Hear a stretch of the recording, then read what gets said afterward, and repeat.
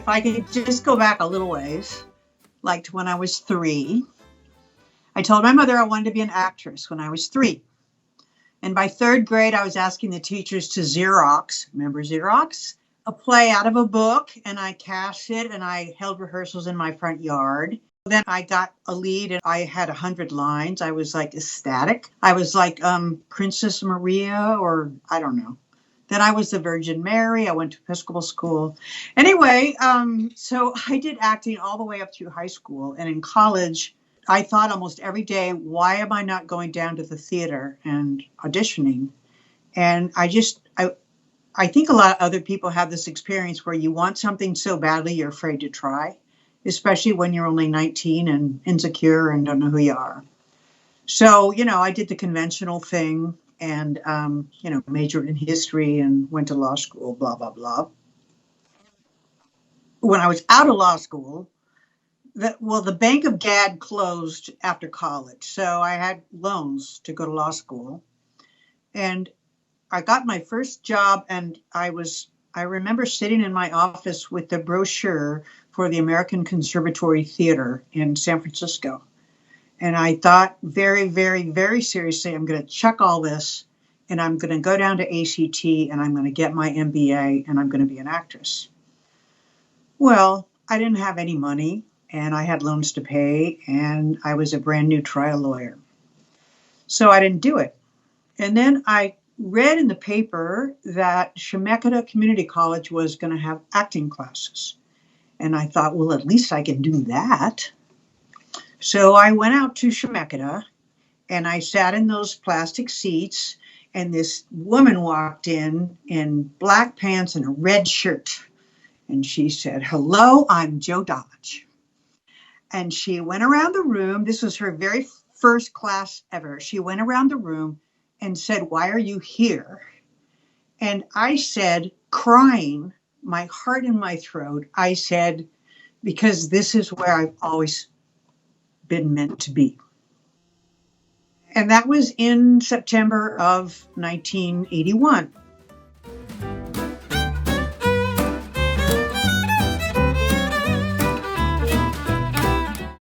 In her first class, she said what she says now, which is audition for everything. So we learned a course about Pentacle Theatre from her. And later in the fall, I auditioned for the show that she was just about to direct called Chapter 2. And it was only a 4-person show. And, to her, I was a person really of no experience except for my illustrious grammar school and high school career. I remember waiting for the call to see if I got cast. And I actually literally took the day off from work. I remember the day. I sat outside on my steps of my little house. I just gotten divorced. I lived alone, blah, blah, blah. So I waited for the call all day. I waited for the call. She called me and she said, "Well, Pamela, you didn't get the part." It was Jenny Malone. "Yeah, but I'd love for you to work on the show." And I said, "Great." And so she said I could be the sound person. And I was thrilled. It's like, yay, I get to do sound. So the weeks went on, and I get another call from her in December, right before I was going to go home and see my family for Christmas. And she said, "Unfortunately, the actress who I cast has to drop out of the show, and I want you to play the lead of Jenny Malone." Well, my God, it was like, wow. So I got the script. I went home. I was a marathon runner at that time. And I remember running, holding the script because I had to memorize all these lines. So the whole thing was literally for me, a dream come true. So that's how I found out about Pentacle Theatre. And that was so acting class was 81. In 82, I did Chapter 2. And then over the next 6 years, I did 10 shows. I was president of the board. I was all in. So that was the first. And that's right. In 82, I did 3 shows. I did Chapter 2. Then I had a tiny part in Taming of the Shrew, and I was in the chorus of Carousel. In 84 was my best year. I had Mrs. Kendall in The Elephant Man and Annie Sullivan in The Miracle Worker. I mean, wow. So that started me off on going to class every Saturday. And, I did 3 shows that year. I think I did 2 the next and 2 the next. And, I was just all in.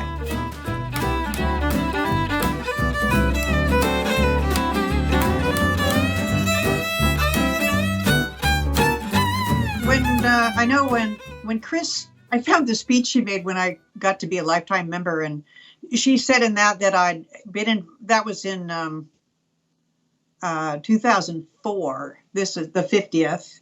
She said I'd been involved in 40 productions at that time. My big decade was like the 80s. So I think in the last 39 years I've been involved, I've probably done about 45. Because I slowed way down once I became a judge. And then once Rose was born, I didn't do too much either.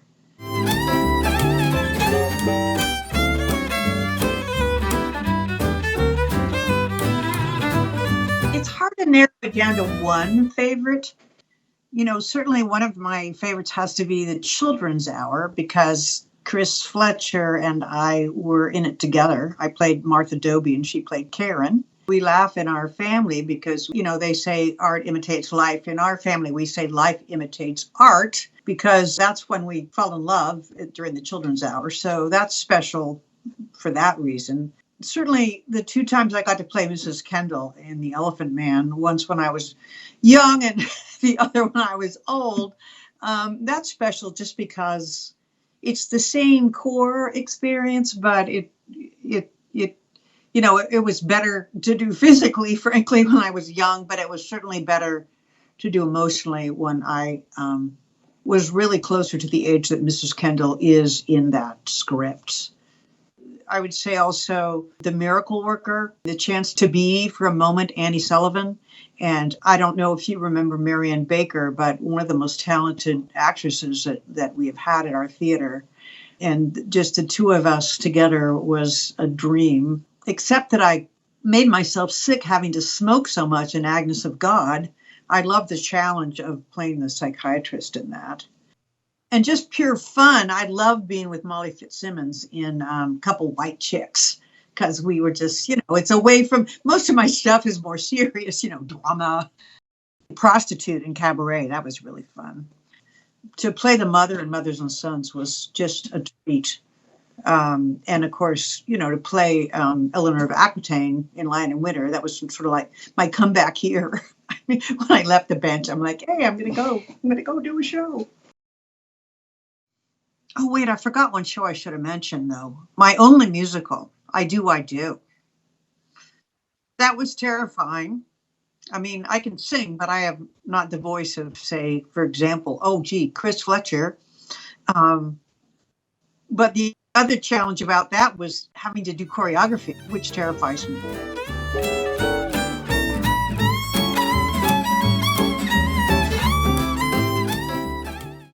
I don't know. I know what I like to do. I like to do complex, kind of, Chekhovian sorts of vehicles where what they say isn't what they're doing, what the subtext is deep and, you have to figure it out. I love that challenge. So I don't know. I mean, frankly, playing Joan Didion in The Year of Magical Thinking, that wasn't at Pentacle, but wow, if I could find another thing like that, I would be like on the moon. But I frankly I haven't spent time reading plays. I just sort of look and see what's happening and jump at the opportunity.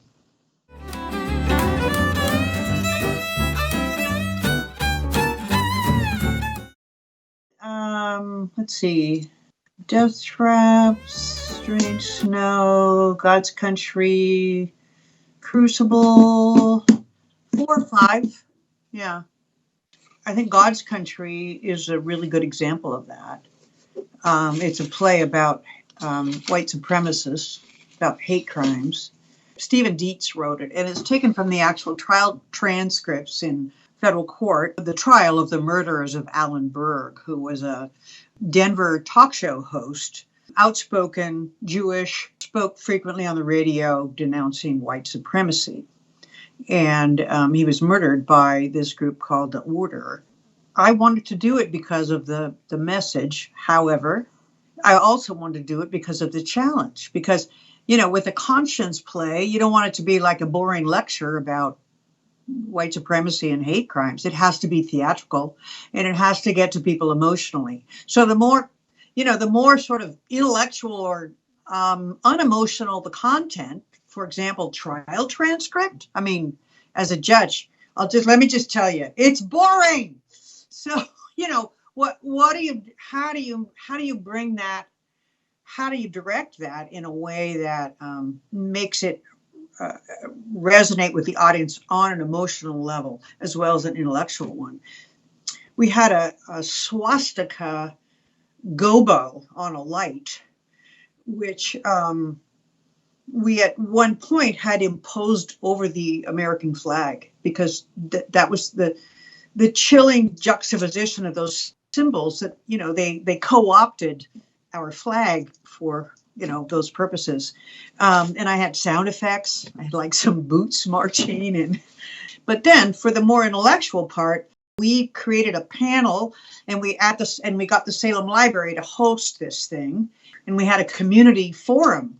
I called it Pentacle Plus. And it was led by the elected district attorney, who at the time was Dale Penn.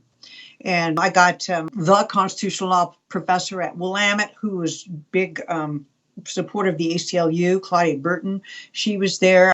We had the rabbi there. It's about intolerance, and it was really great. And what the district attorney talked about was how difficult hate crimes were to prosecute. That's before we had amended the laws to, make it easier to prosecute them. But so that's one reason to direct, is something that grabs you, something that you feel needs to be said.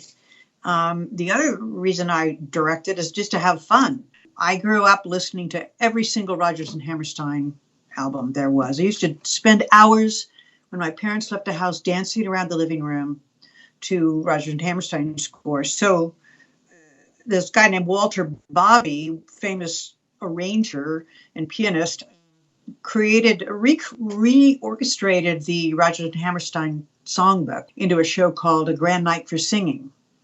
And I did that show. And then I also directed And the World Goes Round, which is all based on shows by Kander and Ebb.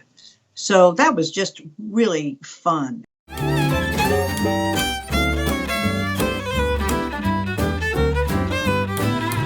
I'm an outdoor girl. I think I was a dog in a former life. So if I can be outdoors, I am. And one of the things that I find really spectacular about the theater is its physical setting.